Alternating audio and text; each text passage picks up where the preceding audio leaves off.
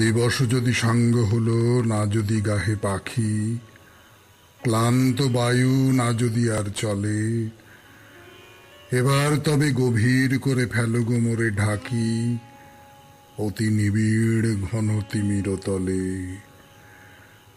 স্বপন দিয়ে গোপনে ধীরে ধীরে যেমন করে ঢেকেছ ধরণীরে, যেমন করে ঢেকেছ তুমি মুদিয়া পড়া আঁখি, ঢেকেছ তুমি রাতের শতদলে। পাথেও যার ফুরায় আসে পথের মাঝখানে, ক্ষতির রেখা উঠেছে যার ফুটে, বসন ভূষা মলিন হলো ধুলায় অপমানে, শকতি যার পড়িতে চায় টুটে, ঢাকিয়া দিক তাহার ক্ষত ব্যথা, করুণা ঘন গভীর গোপনতা, ঘুচায় লাজ ফুটাও তারে নবীন উষাপানে, জুড়ায় তারে আধার সুধা জলে। গীতাঞ্জলির কবিতা দিয়ে শুরু হলো সৌমিত্র বসুর কথা বলা 92.7 বিগ এফএমে শরণাগত শুনছেন। বিশুদ্ধ সিদ্ধান্ত মতে আজকের দিনটার কথা বলি। আজকে বৃহস্পতিবার 27 আশ্বিন 1428, ইংরেজির 14 অক্টোবর 2021। তিথি আশ্বিন শুক্লপক্ষ নবমী, নক্ষত্র উত্তরাষাঢ়া, সূর্যোদয়ের সময় ভোর 5:36 হয়ে 19 সেকেন্ড, সূর্য অস্ত যাবার সময় বিকেল 5:09 হয়ে 15 সেকেন্ড। আজকে জন্মে মকর রাশি, বৈশ্যবর্ণ, মতান্তরে শূদ্রবর্ণ নরগণ, দিনের বেলা 9:35 গতে দেবগণ। আজ দিবা 9:27 মধ্যে শ্রী শ্রী শারদীয়া দুর্গা দেবীর নবমী বিহিত পূজা এবং কেবল মহানবমী কল্পে সপ্তম কল্প পূজা প্রশস্তা।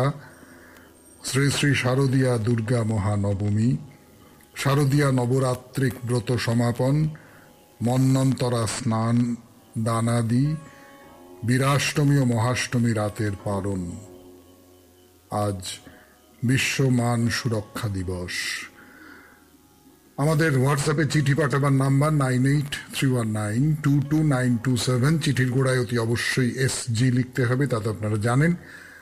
আর আমাদের ফেসবুকের নাম হলো শরণাগত সৌমিত্র, SHARANAGATA শরণাগত, SOUMITRA সৌমিত্র। আজকের অনুষ্ঠান সূচি বলি। প্রথমে তো পুরাণ চিরন্তন। পুরাণ চিরন্তনে এমনিতে একটা ঘোষণা আছে। ঘোষণাটা হচ্ছে সতীর 51 পীঠ নিয়ে কথা শুরু করব বাইরে দূরে এই পর্যায়ে। সেই সূত্রে সতীর দেহত্যাগের কথা বলছিলাম একটু। তার যে তাত্ত্বিক দিকটা সেইটা নিয়ে কথা বলবো আজকে। তার যে পৌরাণিক আখ্যানের দিক সেইটা নিয়ে অন্য সময় যখন এই 51 পীঠের কথা বলবো তখন কথা বলা যাবে। তারপরে চলে যাব গীতার আলোচনায়। গীতায় শ্রীকৃষ্ণের যে উপদেশ, সেই উপদেশ সম্পর্কে বলবো আপনাদের। এবং এইবারে গীতায় কর্ম কেন শ্রেষ্ঠ, কর্ম করতে হবে আমাদের, আমরা যারা সন্ন্যাসী নই তাদের কর্ম করতে হবে, তাই নিয়ে কথাবার্তা বলা আছে। সন্ধি পুজো হয়ে গেল, আজ নবমী। নবমী নিয়ে 2-4টে কথা আপনাদের শোনাবো, তারপর আপনাদের চিঠির উত্তর এবং শেষে বাইরে দূরে। বাইরে দূরেতে আজকে ওই 51 পীঠের কথা বলা শুরু করব 92.7 বিগ এফএমে শরণাগত অনুষ্ঠানে। এবার তাহলে পুরাণ চিরন্তন। আমি আপনাদের সৌমিত্র বসু, ফিরে আসছি গানের পর। 92.7 বিগ এফএমে শরণাগত শুনছেন। শুরু হচ্ছে পুরাণ চিরন্তন। খুব ইচ্ছে ছিল দুর্গাপুজোর দিনগুলো সতীর 51 পীঠ নিয়ে কথা শুরু করব, কিন্তু আপনারা তো এটা বুঝে গেছেন আপনাদের সৌমিত্র বসু এরকম সময়ের মাপ হিসেব করে কথা বলতে পারে না, তাই আর হয়ে উঠল না। তবে আজ থেকে শুরু করব 51 পীঠের কাহিনী। এবং বেটার লেট দ্যান নেভার, একেবারে না করার থেকে দেরিতে শুরু করা ভালো, কি বলেন? নিশ্চয়ই অবাক হয়ে ভাবছেন 51 পীঠের কথা তো হবে শরণাগতের শেষে, সে বাইরে দূরেতে। পুরাণ চিরন্তনে তার কথা উঠছে কেন? সেই যে সতীপীঠ, তার ভূমিকা হবে এই পুরাণ চিরন্তনে। সতী, সতীকে নিয়ে আমাদের যারা শাস্ত্র বিষয়ে জ্ঞানী পণ্ডিত মানুষ তারা কি বলছেন? কোন বেদে বলুন বা মহাভারতে বলুন এই সতীর দেহত্যাগের কাহিনী বলা নেই। হ্যাঁ, এই কাহিনীর জন্ম হয়েছে অনেক পরে। কে কৌতূহল হচ্ছে শোনবার জন্যে?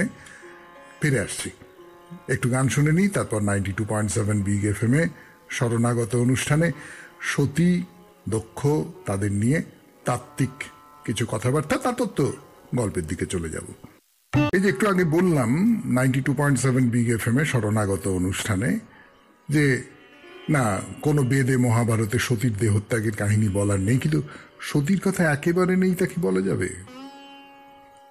মজার একটা খবর দিয়ে এই মা দুর্গাকে নিয়ে যে পণ্ডিতি তত্ত্বের আলোচনা তা শেষ করে গল্প বলায় ঢুকবো আজকে। না, বৈদিক সাহিত্যে সতীর কথা নেই, কিন্তু দক্ষের কথা আছে। সতীর দেহত্যাগের কাহিনী তো নিশ্চয়ই মনে করিয়ে দিতে হবে না? দক্ষ ছিলেন সতীর বাবা, তিনি সতীর স্বামী মহাদেবকে অপমান করেছিলেন। সে গল্প আরো বড় করে বলবার দরকার আছে বলে তো মনে হয় না। সে বলবো কোন, বাইরে দূরেতে বলবো। এই দক্ষের কথা কিন্তু বেদে বহুবার এসেছে। তিনি প্রচুর যজ্ঞ করতেন, তিনি ছিলেন যজ্ঞ কর্তা, এমন কথা বলা হয়েছে। এইবার সে মজার তত্ত্বটা বলি, শুনলে মাথা ঘুরে যেতে পারে কিন্তু। দক্ষের আর এক নাম ছিল পার্বতী। দক্ষের আর এক নাম ছিল পার্বতী, হ্যাঁ, তাই বলা হয়েছে বৈদিক সাহিত্যে। আরো শুনুন, দক্ষের যে যজ্ঞ বেদী তার নাম ছিল দক্ষ তনয়া। আর শেষ কথা যেটা, সেই যজ্ঞ বেদীতে যে আগুন জ্বলে তার নাম হলো মহাদেব। তাহলে দক্ষ, দক্ষ তনয়া আর মহাদেবের পুরো সম্পর্কটা গুলিয়ে গেল না? এইবারে তাহলে আসি গল্পে মহিষাসুরের কথায়। কতদিন যেটা বলছিলাম, মহিষাসুরের বাবা রম্ভ তো ব্রহ্মার কাছে গিয়ে ত্রিলোক জয়ী এক পুত্র বর চেয়ে নিয়েছে এবং সেই রকম একটি পুত্র জন্মেছে তার।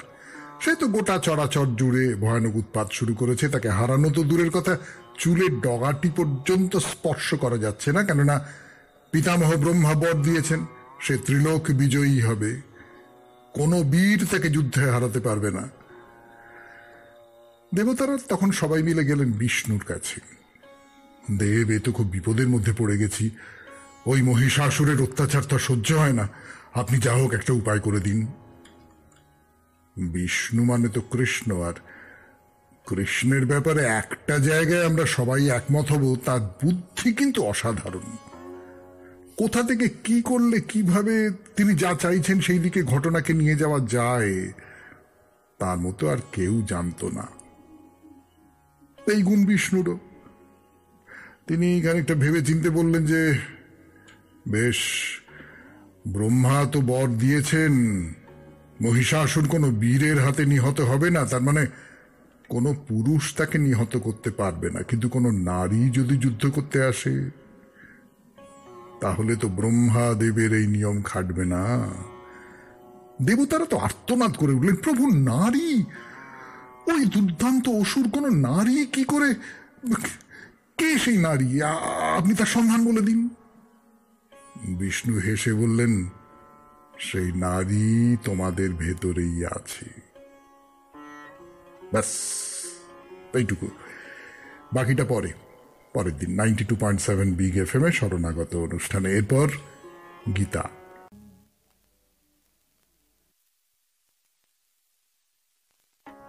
গীতা, গীতায় শ্রীকৃষ্ণের যে উপদেশ, সেই উপদেশ নিয়ে আমাদের এই পর্যায়ে 92.7 বিগ FM এ শুনছেন শরণাগত।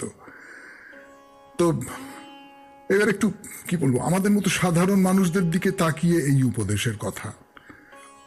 আমাদের মতো সাধারণ মানুষ মানে যারা সন্ন্যাসী নই, যারা সংসার ত্যাগী নই, যারা এই সংসারের মধ্যে জড়িয়ে আছি, তাদের কর্ম করতেই হবে। কর্ম মানে নানান রকম ডিউটি, দায়িত্ব পালন করতেই হবে। ওই যাকে নিয়ে আমরা বলি যে ও তো গায়ে হাওয়া লাগিয়ে ঘুরে বেড়াচ্ছে, কোনো দায়িত্বই পালন করলো না, সেও কিন্তু নিশ্চয়ই কোনো না কোনো কর্মের মধ্যে দিয়ে তার জীবন কাটাচ্ছে, কাটাতেই হয়। এমনকি শ্রীকৃষ্ণ বলছেন যে যে ভ্রান্তমতি হাত পা বা অন্যান্য কর্মেন্দ্রিয় সংযত করে রেখে ভাবে আমি কর্ম থেকে নিজেকে সরিয়ে রেখেছি, সে মিথ্যেবাদী। হাত পা সংযত করে রাখা মানে কি সেইটা আগে বুঝিনি কেমন। কিন্তু তার আগে একটু গান শুনি 92.7 বিগ এফএম এ শরণাগত অনুষ্ঠানে। যত করে রাখা 92.7 বিগ এফএম এ শরণাগত অনুষ্ঠানে এই ব্যাপারটাকে একটু ব্যাখ্যা করা যাক। কারণ হাত পা সংযত করে রেখে যে ভাবে আমি কর্ম থেকে নিজেকে সরিয়ে রেখেছি, সে মিথ্যেবাদী। শ্রীকৃষ্ণ বলছেন হাত পা সংযত করে রাখা বলতে বোঝানো হচ্ছে কৃচ্ছ্রতা সাধন, নিজেকে কষ্ট দেওয়া, নিজের যে স্বাভাবিক আচরণ তাকে আটকে রাখা। সেটা যে কোনোভাবেই হতে পারে। ধরুন আমি আমার শরীরকে তার যা প্রাপ্য সেই খাবার থেকে বঞ্চিত করলাম। আমি আমার মনকে তার যে স্বাভাবিক গতিবিধি সেখান থেকে বঞ্চিত করলাম। তো এইটুকুতেই কোনো লাভ হয় না। কিন্তু যেটা করা চাই তা হলো সবটাই স্বাভাবিকভাবে করা, শুধু তার ভেতর থেকে কামনা বা অহংকে একেবারে বিসর্জন দিতে পারা। আমি শরীরকে তার প্রাপ্য থেকে বঞ্চিত করছি, কিন্তু আমার মন, শরীর খালি বলছে যে একটু খাবো খাবো খাবো খাবো খাবো খাবো। মনকে বঞ্চিত করছি, কিন্তু মন বলছে এটা চাই এটা চাই এটা চাই এটা চাই। তাহলে তো হবে না। কামনা বা অহংকে বিসর্জন দিতে হবে। যিনি কর্মযোগী তাকে কি বাইরে থেকে দেখে মানুষ বুঝতে পারবে না? পারবে না তো। ভেতরে ভেতরে তিনি নিজেকে কামনার থেকে, আকাঙ্ক্ষার থেকে, জাগতিক সমস্ত রকম চাহিদা থেকে প্রত্যাহার করে নিয়েছেন। বঙ্কিমচন্দ্রের একটা প্রবন্ধ ছিল হিন্দু ধর্ম বলে। দুজন জমিদারের কথা বলেছিলেন। একজন অত্যন্ত ধার্মিক, সমস্ত আচার বিচার মেনে চলেন, খাওয়া দাওয়ার ব্যাপারে সমস্ত রকম নিয়ম নীতি মেনে চলেন, কিন্তু নিজের স্বার্থ সিদ্ধির জন্য কোন বিধবা সর্বনাশ করব, কোন চাষির জমি কেড়ে নেব, এই সমস্ত ফিকির করেন। আর একজন নিষ্ঠা আচার কিছুই মানেন না, কিন্তু কখনো মিথ্যে কথা বলেন না। যদি বা বলেন সে মিথ্যা পরহিতের জন্য বলেন, নিজের কামনা পূরণের জন্য নয়। বঙ্কিম প্রশ্ন করেছিলেন কে যথার্থ হিন্দু। নিজেই উত্তর দিয়েছিলেন দ্বিতীয় জন। তার কারণ তিনি যা কিছু করছেন, এমনকি মিথ্যে কথাও যখন বলছেন, সেটা বলছেন নিরাসক্তভাবে, নিজের সুখ সুবিধে বা লাভের কথা না ভেবে। আর আমাদের বেলায় কি হয়? আমরা বাইরের আচার নিয়ম মেনে চলাটাকেই ধর্ম বলে মনে করি, ভেতরটা নির্মল করাই যে আসলে মুখ্য কথা, সেইটা তো মনে রাখি না। শ্রীকৃষ্ণ আমাদের বলছেন তুমি নিয়ত কর্ম করো। কর্মশূন্যতা অপেক্ষা কর্ম শ্রেষ্ঠ। কর্ম না করলে তুমি দেহযাত্রা নির্বাহ করতে পারবে না। দ্বিতীয় কথাটা তো বুঝলাম, বেঁচে থাকতে গেলে কোনো বিশেষ উদ্দেশ্যে আমাকে সক্রিয় হতেই হবে, আমায় থালা থেকে হাত দিয়ে ভাতটা মুখের মধ্যে তুলতেই হবে।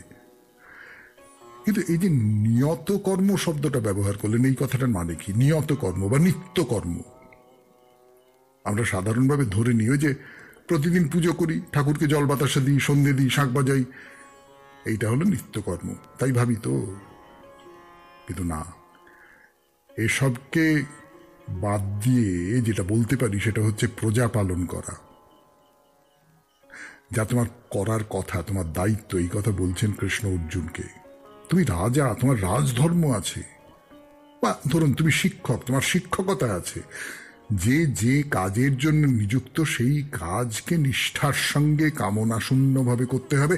এইটাই হলো গীতার উপদেশ। এই উপদেশ নিয়ে আরো কথা বলবো, কিন্তু মনে পড়ে গেল তো আজকে নবমী, নবমীর কথা 92.7 বিগ এফএম এর শরণাগত অনুষ্ঠানে গানের পর। সন্ধি পুজো হয়ে গেল, শুরু হয়ে গেল নবমী। 92.7 বিগ এফএম এ শুনছেন শরণাগত। ব্যাস মনের মধ্যে বিদায়ের বাঁশি বাজতে আরম্ভ করে দিল। সেই যে হেমন্ত মুখোপাধ্যায়ের গান আছে না, নবমী নিশিরে তোর দয়া নাই রে, এত করে সাধিলাম তবু হইলি ভোর। নবমীর নিশি ভোর হয়ে গেলেই দেবীকে বিদায়ের তোড়জোড় শুরু হয়ে যাবে। এই নবমীতেই দেবী মহিষাসুরকে বধ করেছিলেন। আরে মহিষাসুর কেন? মহিষের চেহারা ধরেছে কেন এই অসুর? দুটো কথা মনে হয় আপনাদের সৌমিত্র বসুর। এক, খুব বড়, খুব প্রচন্ড, খুব শক্তিশালী বোঝাবার জন্য হয়তো অসুরের বিশেষণ হিসেবে মহিষ শব্দটা ব্যবহার করা হয়েছে। মানে মহিষের মতো বিরাট, মহিষ হলো অসুরের বিশেষণ। পরবর্তীকালে সেটা মহিষের বেশ ধরা অসুর হয়ে গেছে। আর দ্বিতীয় কারণ যেটা মনে হয় সেটা হচ্ছে মহিষের গায়ের রং তো কালো, আর এই যে দেবীর সঙ্গে অসুরের লড়াই, এ তো আসলে আলোর সঙ্গে কালোর লড়াই, তাই না? ফিরে আসছি গানের পর 92.7 বিগ এফএম এ শরণাগত অনুষ্ঠানে বলবো শুভের সঙ্গে অশুভের লড়াই। 92.7 বিগ এফএম এ শরণাগত অনুষ্ঠানে বলছি নবমী সম্পর্কে। তাই শুভের সঙ্গে অশুভের লড়াই, তাই মহিষাসুর। একটা খুব অবাক করা ব্যাপার আছে আমাদের পুরাণে, জানেন? নিশ্চয়ই লক্ষ্য করেছেন। মহিষাসুর মর্দিনী মানে মহিষাসুরকে বধ করবার সঙ্গে সঙ্গে একেবারে যাকে বলে সমান্তরাল ভাবে চলেছে রামচন্দ্রের সীতা উদ্ধারের গল্প। রামচন্দ্র অকাল বোধন করেছিলেন, তিনি রাবণ রাজার সঙ্গে যুদ্ধ করলেন। সেই যুদ্ধে যেমন মহিষাসুর নিহত হয়েছিল, তেমনি রাবণ নিহত হলেন এই নবমীর দিন। দুটো এক গল্প, শুধু চরিত্রগুলো আলাদা হয়ে যাচ্ছে। তো নবমী মানে অষ্টমী পুজোর ব্যস্ততার পরে, বিশেষ করে সন্ধি পুজোর ব্যস্ততার পরে নবমীর দিনটা একটু আয়েশ করা। সন্ধি পুজো শেষ, এখন পুজো মণ্ডপে, কলকাতায় হলে পুজো প্যান্ডেলে বসে একটু আড্ডা মারা, গল্প গুজব করা। তবে এটাও ঠিক মনে রাখার মতো কথা, যুদ্ধ জয়ের পরে এই দিনেই খুব জাঁকজমক করে মায়ের পুজো করা হয়, হোম দেওয়া হয়, নবমীতে বলি হয়। মা দুর্গাকে সন্তুষ্ট করে তার আশীর্বাদ পাওয়ার জন্য যা যা করবার সমস্তটা করা হয়। এখন অবশ্য বলি অনেক জায়গাতে বন্ধই হয়ে গেছে। আমাদের গ্রামের বাড়ির পুজোর কথা বলতে পারি। আমাদের যেহেতু বৈষ্ণব বাড়ি, তাই কোনো কালেই পশু বলি দেওয়া হতো না, এখনো হয় না। বলি হতো এবং হয় আখ, কুমড়ো, এইসব। অষ্টমীতে যেমন অন্নগ্রহণ নিষিদ্ধ, লুচি খাওয়া হয়। নবমীতে অবশ্য তেমনটা নয়। তাই পুজোর কটা দিন আমরা মাছ খাই, মাংস একেবারেই নিষিদ্ধ। অনেক জায়গায় কুমারী পুজো হয়ে থাকে। মা দুর্গা যেহেতু নারী শক্তি, তাই মায়ের মতো যারা বালিকা এবং কুমারী তাদের পুজো করা হয়। সন্ধ্যেবেলা আরতি হয়, সঙ্গে ধুনুচি নাচ। আমাদের বাড়ির পুজো হয়তো অন্য অনেক জায়গাতেই সন্ধ্যেবেলা কোনো অনুষ্ঠান হয়, কিছু না, এই বাড়ির ছেলে মেয়েরা মিলে গান আবৃত্তি এসব করলো, কেউ নাচ দেখালো দেবীর সামনে। বেশ চমৎকার কাটে সন্ধেটা। ওই যে বলছিলাম মায়ের বিদায় অনিবার্য হয়ে আসছে, এতদিন ধরে এত আয়োজন, সে সব কিছু শেষ হবার মুখে। রাত পোহাতে না পোহাতেই বিজয়া দশমী। এবারে নবমী পড়েছে দিনের বেলা 9:27 মধ্যে। আপনাদের চিঠিপত্র খুলি এবার 92.7 বিগ এফএম এ শরণাগত অনুষ্ঠানে। আমি আছি আপনাদের সঙ্গে, আপনাদের সৌমিত্র বসু। পড়া শুরু করবার আগে একটা খবর দিই আপনাদের। কি কাণ্ড, কি কাণ্ড! অষ্টমীর দিন এই সকালটা একটু গড়িয়েছে বেলার দিকে, এমন সময় শরণাগত সৌমিত্রর কয়েকজন শ্রোতা বন্ধু তারা এসে হাজির। তারা এসে সারাদিন ধরে আমাদের যে পুজো দালান সেখানে থাকলেন, হইচই করলেন, মজা করলেন, খাওয়া দাওয়া করলেন, গান বাজনা হলো, তারা গান গাইলেন, আবৃত্তি করলেন, তারপর ফিরে চলে গেলেন। খুব ভালো লাগলো, সত্যি খুব ভালো লাগলো। এবার তাহলে তাঁদেরই কারুর কারুর লেখা চিঠি আপনাদের একটু পড়ে শোনাই। খুব সুন্দর একটি বিষয় নিয়ে লিখতে বলেছেন। আমি চেষ্টা করছি কিছু লিখতে পারি কি না। মহালয়ার পূর্ণ লগ্নে প্রতি বছর অমাবস্যা তিথিতে পূর্বপুরুষদের উদ্দেশ্যে এই তর্পণ ক্রিয়া প্রতিপালিত হয়। শাস্ত্রে কথিত আছে, পূর্বপুরুষেরা পুত্র পৌত্রের কাছ থেকে এই মহালয়ার দিনে তৃষ্ণা নিবারণের জন্য নদ, নদী বা পুকুরের জলে তর্পণের মাধ্যমে জলগ্রহণ করে তারা পরিতৃপ্ত হন। তাই হাজার হাজার মানুষ গঙ্গায় সমবেত হয়ে তাদের উদ্দেশ্যে সতিল জল দান করেন। তর্পণ নিয়ে লিখতে গেলে প্রথমেই যেটা আমার মনে হয় তা হলো শ্রদ্ধা। আমাদের পিতা মাতা, আত্মীয় স্বজন, বন্ধু বান্ধব ইত্যাদি মানুষেরা জীবিত থাকতেই শুধু আশা করেন ভালোবাসা, শ্রদ্ধা। আমি একটা ঘটনার কথা বলবো, হয়তো কেউ বিশ্বাস করবেন বা করবেন না। আমি স্থির করি গয়ায় এবং তারপর বদ্রীনারায়ণে ব্রহ্মকপালিতে বাবা ও মায়ের শ্রাদ্ধ ও তর্পণের কাজ করব। সেই মতো গয়ায় কাজ করার পর ব্রহ্মকপালিতে কাজ করতে বসলাম। অলকানন্দা নদীর তীরে কাজ করতে খুব ভালো লাগছিল। কাকা কাকিমাদের সঙ্গে সম্পর্ক ক্রমশ তিক্ত হওয়ার দরুন মনের ভিতর তাদের ওপর অবচেতন মনে শ্রদ্ধা নষ্ট হয়ে গিয়েছিল। এখন ব্রহ্মকপালিতে বাবা ও মায়ের শ্রাদ্ধ ও তর্পণের কাজ যখন সমাপ্তির পথে, তখন শ্রদ্ধেয় পুরোহিত মহাশয় হঠাৎ বলে উঠলেন, আপনার শ্রাদ্ধের ও তর্পণের কাজ অসম্পূর্ণ থেকে যাচ্ছে। তখন আমার হঠাৎ মনে হলো, আমি আমার পরলোকগত কাকা কাকিমাদের পিণ্ড তো দিইনি এবং পুরোহিত মশাইকে না জানিয়ে ওদের সবাইকে পিণ্ড দিলাম। জানি এই ঘটনার মধ্যে অলৌকিক কোনো ব্যাপার আছে কিনা, কিন্তু এটা সম্পূর্ণ একটা সত্য ঘটনা। জানি না কি ব্যাখ্যা হবে।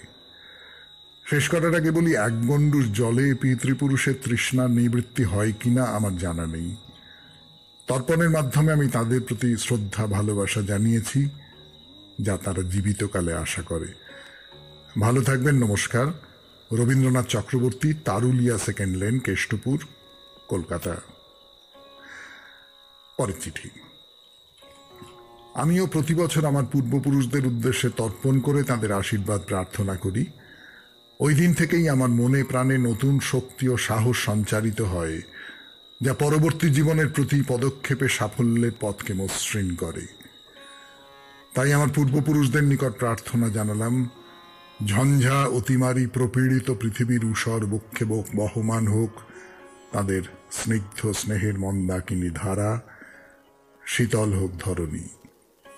লিখেছেন সুহাস চক্রবর্তী, রিষড়া, হুগলি থেকে।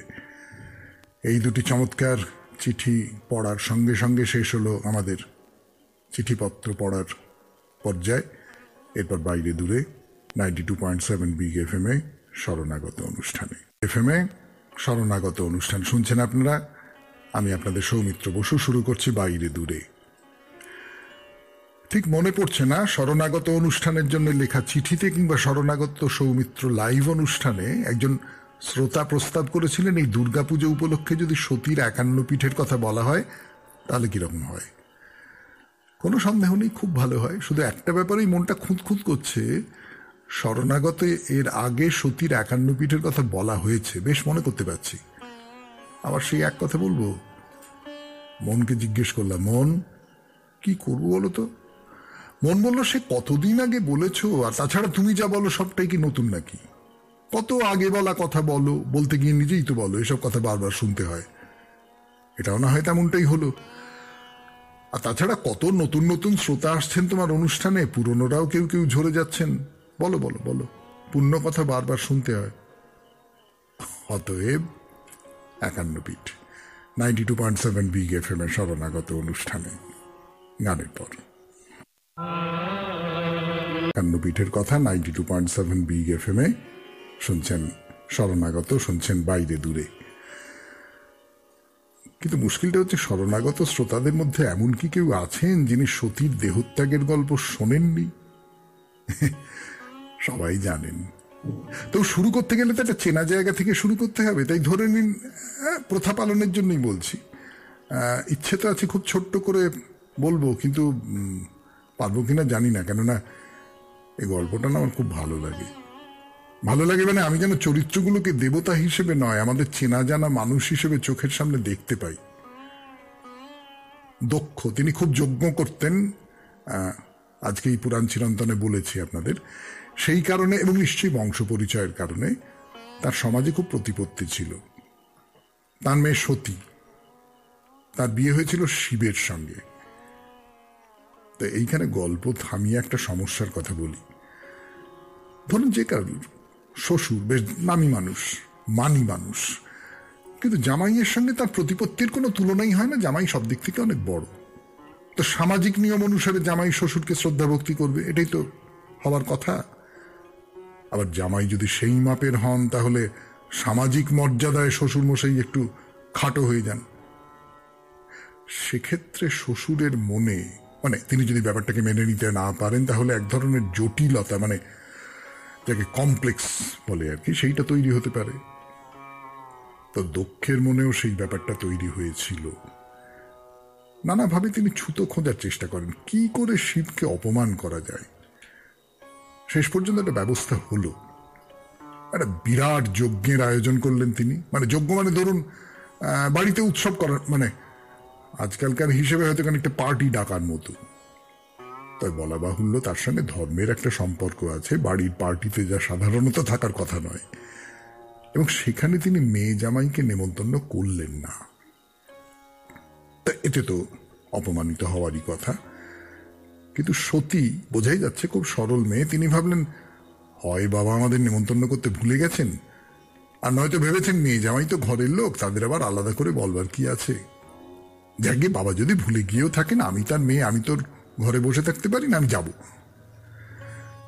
শিব নিশ্চয়ই খুব সহজ সুন্দর ভোলা মহেশ্বর, কিন্তু দক্ষ যে তার প্রতি সন্তুষ্ট নন সেটা তো তিনি বুঝতে পারতেন। একেবারে অন্ধ না হলে অপছন্দ ব্যাপারটা যে কেউ বুঝতে পারে কিনা বলুন। শিব সতীকে বারণ করলেন, কিন্তু সতী যাবেন। সে নানা কাণ্ড হলো আপনারা জানেন। তারপরে জোর করে সতী গেলেন যজ্ঞ বাড়িতে এবং অপমানিত হলেন। এইবারে মেয়েটার অবস্থা ভাবুন। বরের সঙ্গে ঝগড়া করেছেন এখানে আসার জন্য, বর বারণ করেছিল, কিন্তু বরের কথাটাই সত্যি বলে প্রমাণ হলো। তো